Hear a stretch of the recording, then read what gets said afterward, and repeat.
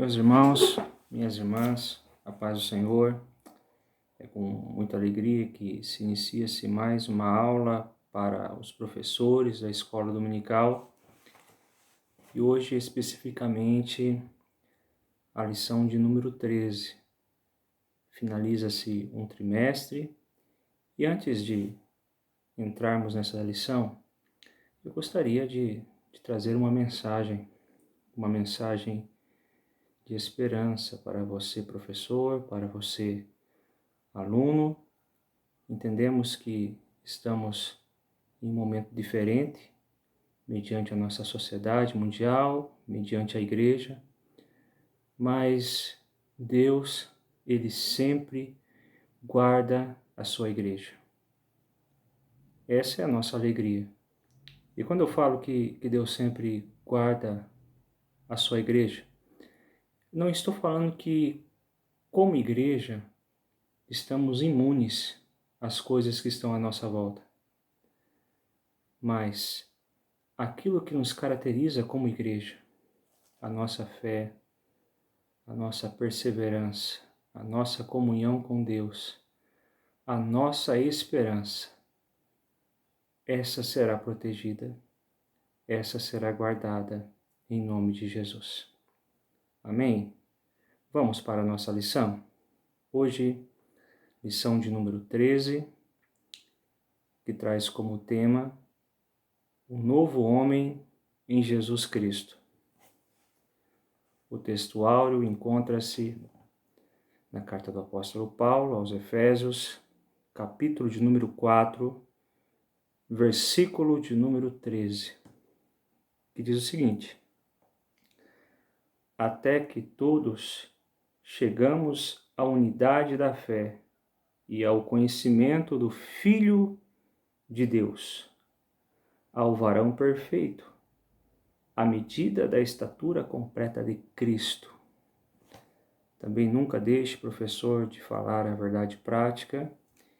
E o texto base, o texto em sala de aula da nossa lição, encontra-se no Evangelho segundo escreveu São João, do capítulo de número 3, do versículo 1 ao versículo de número 16. Nesse momento eu não estarei lendo, eu vou ler juntamente com vocês quando houver a exposição do tópico de número 1. Aí, de maneira expositiva, vamos correr nesse texto e entendermos algumas coisas relacionadas ao novo nascimento. Tratando-se da última lição, da lição de hoje, uma coisa que nós, professores, devemos levar em consideração é a visão geral da lição. Qual que é a ideia da lição? Qual que é a cosmovisão que essa lição nos proporciona? E a perspectiva da nossa lição nós podemos encontrar no tema dela.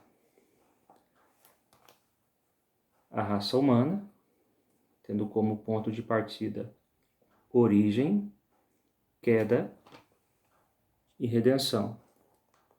Então temos a oportunidade de gastarmos alguns minutinhos e darmos uma visão geral, tendo como ponto de partida a origem. Todas as coisas foram criadas por Deus. Deus criou o homem à sua imagem e semelhança. E não somente o criou à imagem e semelhança, como compartilhou algumas coisas a esse homem, como a natureza do homem, como atributos, como uma unidade, desenvolveu no homem cultura. Porém, no meio desse processo, ocorreu a queda. E a queda separou o homem de Deus. Estava lá o nosso representante, os nossos pais, Adão e Eva. E através dos nossos representantes, todos pecaram e destituídos foram de Deus. Todos receberam a condenação. Não há nenhum justo sequer.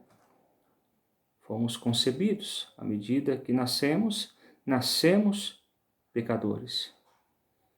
Mas da mesma forma que através de Adão, do primeiro Adão, entrou o pecado e a condenação, através do segundo Adão, o homem perfeito, 100% Deus, 100% homem, homem e Deus, através dele, fomos todos aqueles que crerem, foram absolvidos da condenação para serem justos. E essa justificação é para algo específico, para a nossa santificação. Somos justificados para a nossa santificação. Então, essa é a ideia geral também da lição de hoje, a lição de número 13. Vai abordar o novo nascimento, o novo homem, vai abordar algo maravilhoso que aconteceu conosco. Jesus nos justificou perante Deus e nos proporciona a alegria de sermos santos. Vamos lá? O primeiro tópico da nossa lição traz o tema o nascimento do novo homem. Mas espera aí, pense juntamente com seus alunos. Como um pecador, todos pecaram, pode se tornar justo e santo? E a resposta não está em nós. A resposta está em Cristo. Isso é possível através do novo nascimento. E o texto proposto em sala de aula vai nos mostrar a exposição desse novo nascimento através da biografia de um personagem muito conhecido, Nicodemos.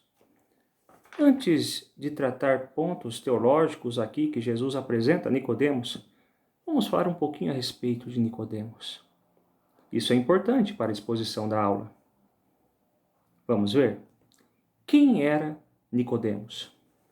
Versículo de número 1 do capítulo de número 3. Olha só. Havia um fariseu. Nicodemos era um fariseu. Embora hoje nós temos uma visão pejorativa, na época ser fariseu era uma questão de status, era um religioso e não ficava por aí. O texto continua. O homem chamado Nicodemos. É muito interessante prestarmos atenção no nome Nicodemos. Nicodemos era um nome grego.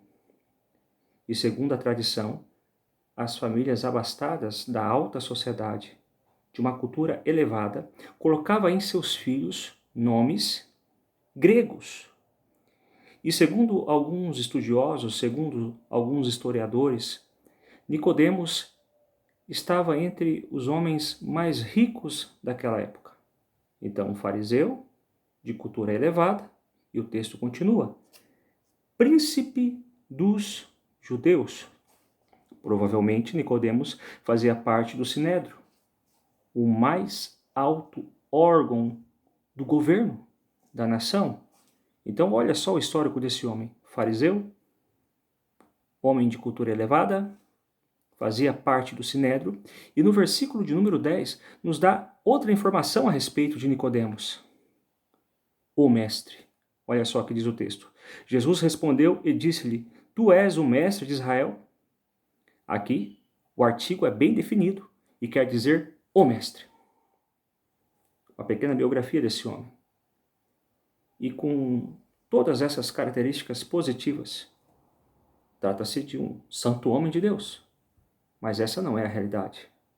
Jesus olha para esse homem e diz, Nicodemos, se você quiser entrar no meu reino, tem que nascer de novo. O novo nascimento é uma condição que o próprio Jesus nos proporciona para entrarmos no reino dele. E a lição nos dá alguns direcionamentos como é esse novo nascimento. No versículo de número 6, que é a base do primeiro subtópico, do primeiro tópico, fala a respeito que esse novo nascimento não é do sangue e nem da carne. Se esse novo nascimento não é do sangue e nem da carne, do que se trata? A resposta está aqui. Olha o versículo de número 6. O que é nascido da carne é da carne, e o que é nascido do Espírito é do Espírito.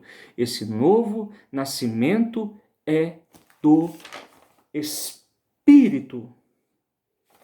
O segundo subtópico vai falar que somos nascidos de Deus. E essa é uma verdade absoluta. É muito interessante prestarmos atenção nas palavras. Versículo de número 7. Não te maravilheis de ter dito, necessário vos é nascer de novo. A palavra nascer de novo no seu original, professor, vai nos dar uma ideia daquele que é nascido do alto, daquele que é nascido de Deus.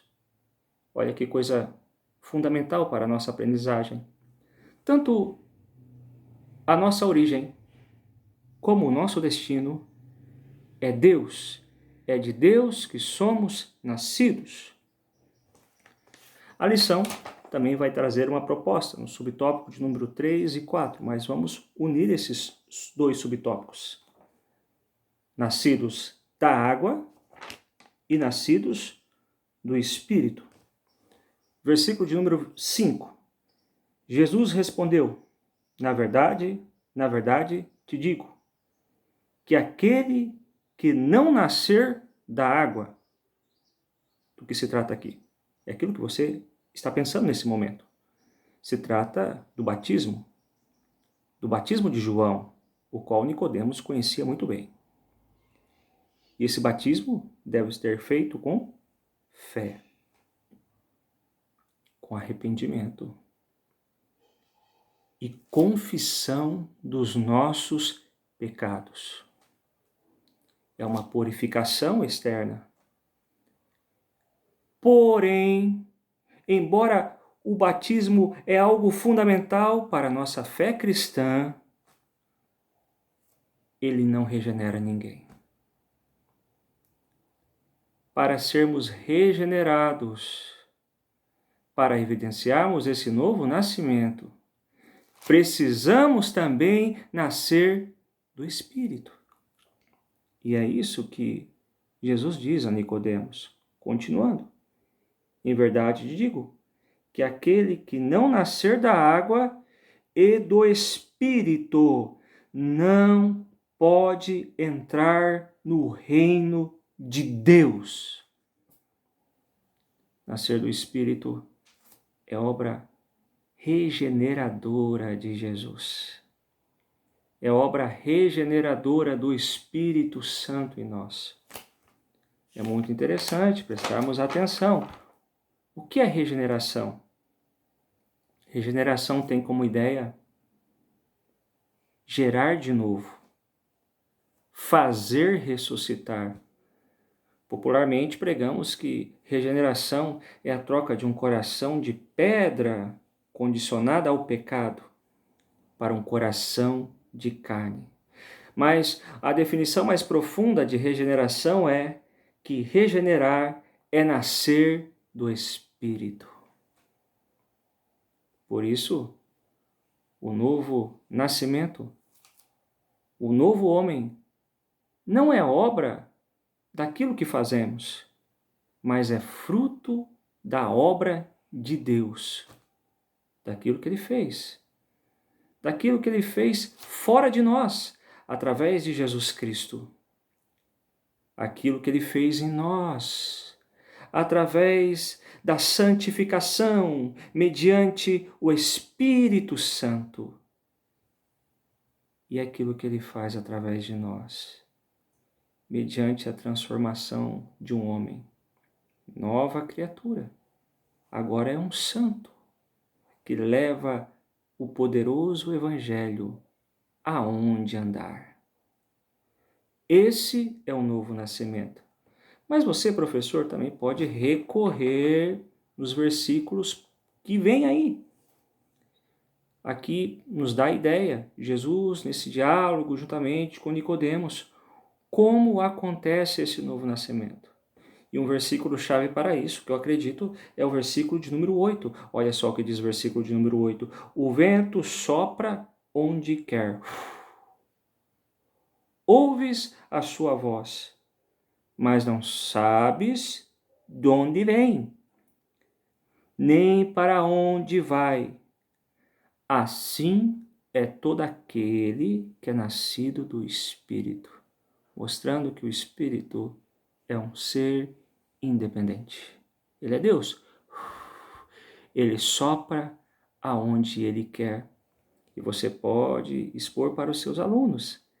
Graças a Deus que o Espírito soprou sobre as nossas vidas, abriu os nossos olhos, nos fez escutar o chamado de Jesus e, mediante esse chamado tão maravilhoso, o chamado para a salvação, cremos. Eu creio. Exponha isso ao seu aluno. Também, Jesus ele vai dizer, a partir do versículo 13, para Nicodemos, como ocorreu tudo isso. Olha só. Ora, ninguém subiu ao céu, senão o que do céu desceu. O Filho do Homem, que está no céu, mostrando a encarnação, mostrando os dias de Jesus aqui na terra, mostrando a sua morte e ressurreição, expondo que isso iria acontecer. E graças a Deus que isso aconteceu, porque Paulo diz aos Romanos que Jesus, ele morreu para os nossos pecados, mas ressuscitou para a nossa justificação. E ele continua dizendo, no versículo de número 14, e como Moisés levantou a serpente no deserto, assim importa que o Filho do Homem seja levantado. Coloca uma ilustração lá do Antigo Testamento, para mostrar o seguinte, quando o pecador, ele se arrepende, através da ação do Espírito Santo, ele olha para Cristo, ele olha para a cruz. Jesus, o único mediador entre Deus e os homens, olha com fé, com arrependimento, confessa os seus pecados. Ele recebe misericórdia. Ele é justificado mediante esse ato de crer. E não somente o ato de crer pelo crer. E olha só o que acontece, versículo de número 15. Para que todo aquele que nele crê não pereça, mas tenha a vida eterna. Graças a Deus, querido professor, que nascemos de novo. Mas a proposta da lição é, além de tratar o novo nascimento, é as consequências desse novo nascimento. Consequências positivas. E a primeira consequência, algo maravilhoso que acontece com esse homem, o novo homem em Jesus Cristo, essa nova criatura, vivendo essa novidade de vida, essa nova identidade, se trata a justificação do novo homem. É o tópico de número 2. E é muito interessante que o comentarista inicie a introdução do tópico de número 2, expondo o seguinte: como agora esse homem, num contexto de injustiça e pecado, porque esse é o contexto que vivemos aqui no mundo, tem agora o status de justo. Em um mundo tão injusto, eu sou um justo? Como isso é possível? E o primeiro subtópico do tópico de número 2 é mostrando que isso não é méritos meu. Nada que eu faço, nada que o seu aluno fez, me tornou apto para ser justo. Porque Isaías fala, e aqui tem um texto a própria lição, que é Isaías 64:6, que as nossas obras são consideradas como imundícies. E o próprio Paulo, quando escreve à igreja de Éfeso, disse: pela graça sois salvos, e isso não depende de vós, é dom de Deus. Não é mérito humano. Não sou justo porque eu sou justo, porque a minha justiça se torna injustiça. Capítulo 5, versículo 1 de Romanos, temos essa resposta.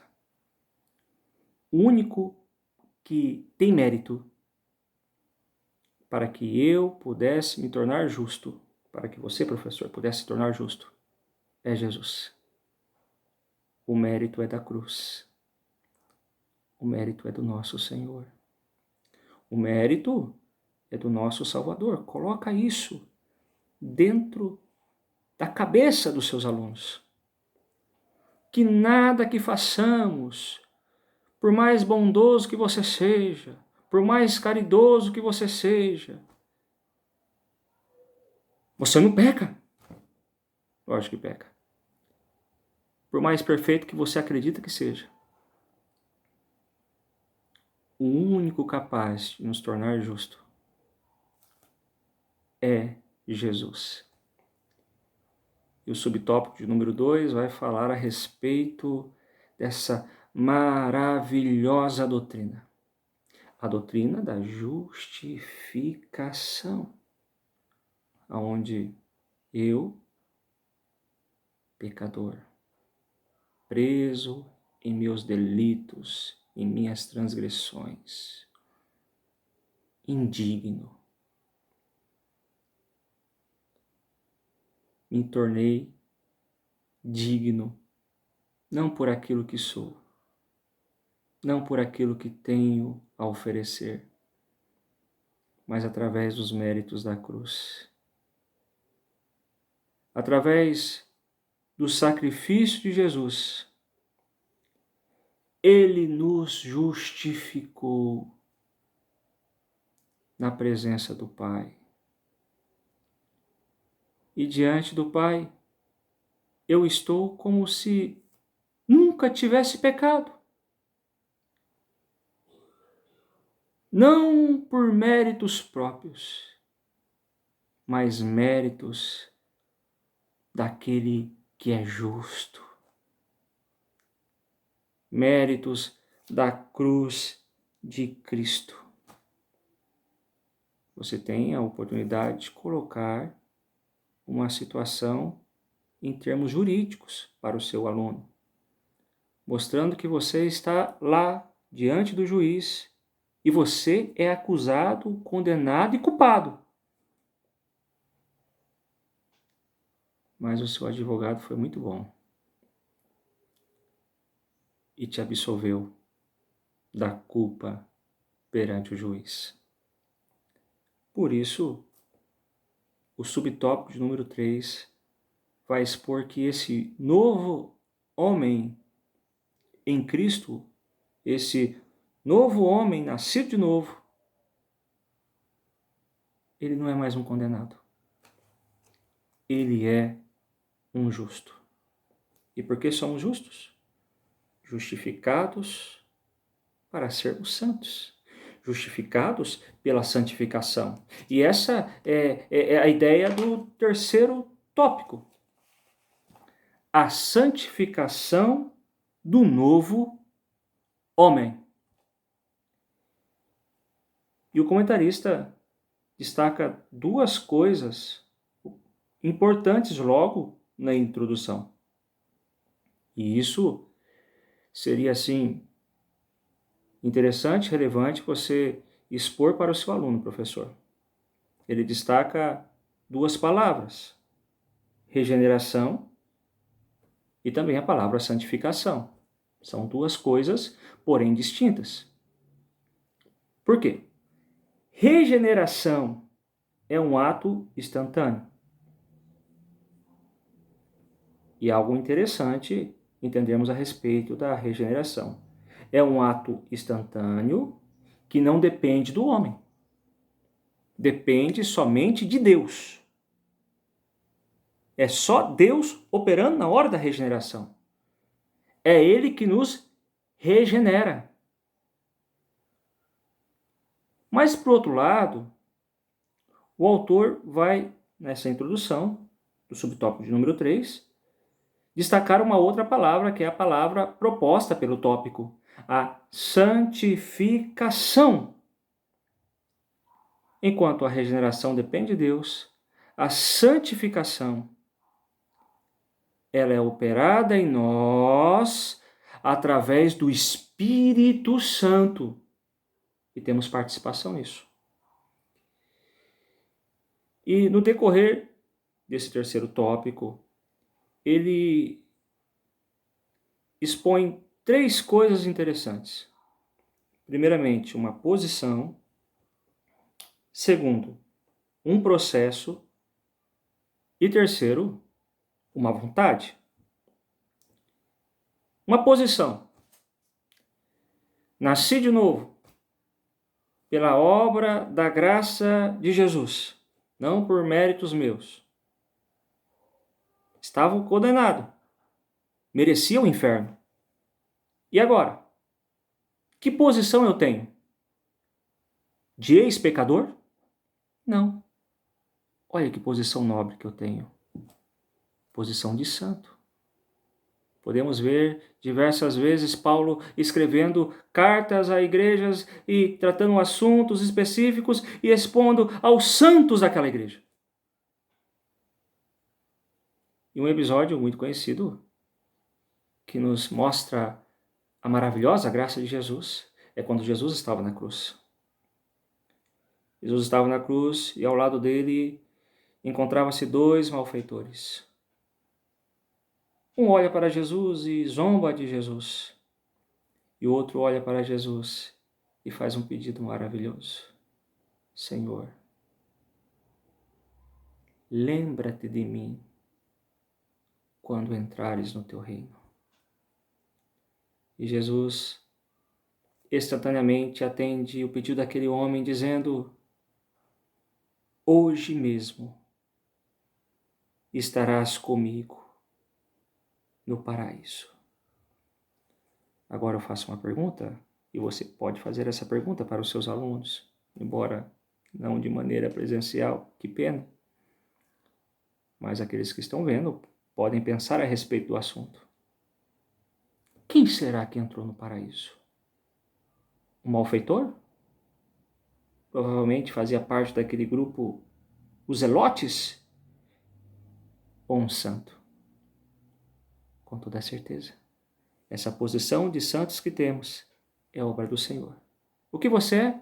Você é um santo, lavado e remido pelo sangue de Jesus. Mas ao mesmo momento que o termo santo é uma posição, a santificação ela é um processo. E aqui é a ideia do segundo subtópico, do tópico de número 3. Por que um processo? Porque no decorrer de toda a nossa vida, teremos que crescer em santificação. É um processo diário, é um processo contínuo. Ninguém atingiu um status de santificação que não precisa fazer mais nada. Ninguém está imune ao pecado. E esse processo contínuo, diário, de graça de Deus sobre a nossa vida, não é vontade do homem, não é vontade da nossa carne, mas é a vontade de Deus. E a vontade de Deus, ela é soberana, ela tem que prevalecer sobre nós. O autor, no subtópico de número 3, o tópico 3, ele utiliza o texto de Hebreus, capítulo de número 12, versículo de número 14. Vale a pena você ler em sua aula, expondo essa perfeita vontade de Deus para nós. Mas fica um alerta. Coloque isso para os seus alunos. Embora a santificação é a vontade de Deus, embora o novo homem em Cristo, essa posição que temos, estamos fora do poder do pecado sobre as nossas vidas. Mas o pecado está atuante no mundo. E precisamos ter cuidado. Precisamos nos guardar através de uma vida com Deus. Mas não se preocupe. Fale para os seus alunos. Se no meio da nossa caminhada de crescimento em santidade com Deus, pecarmos, João diz que temos um justo juiz que nos purifica de todos os pecados.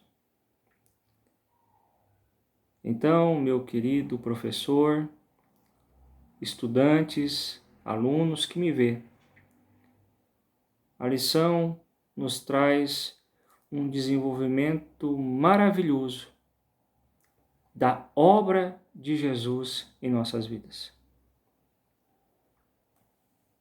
Então fica aí. Todos nós precisamos nascer de novo. Por que precisamos nascer de novo? Porque os nossos corações sempre vão nos levar a ir contra Deus. Precisamos nascer de novo porque a fé intelectual, por mais que eu tenha inúmeros livros de teologia sistemática, isso é insuficiente para me nascer de novo. A minha fé emocional também é insuficiente. Eu não sinto que nasci de novo. Eu creio que nasci de novo. Embora a fé intelectual ou a fé emocional seja insuficiente, existe uma ordem expressa. Temos que nascer de novo. E essa obra vem do alto. Vem do próprio Deus, mediante o Espírito Santo nos regenerando. E essa regeneração nos levará a conhecer a justiça de Deus. De condenados, agora somos justos para a santificação. Que Deus te abençoe, viu? Tenha uma excelente aula em nome de Jesus.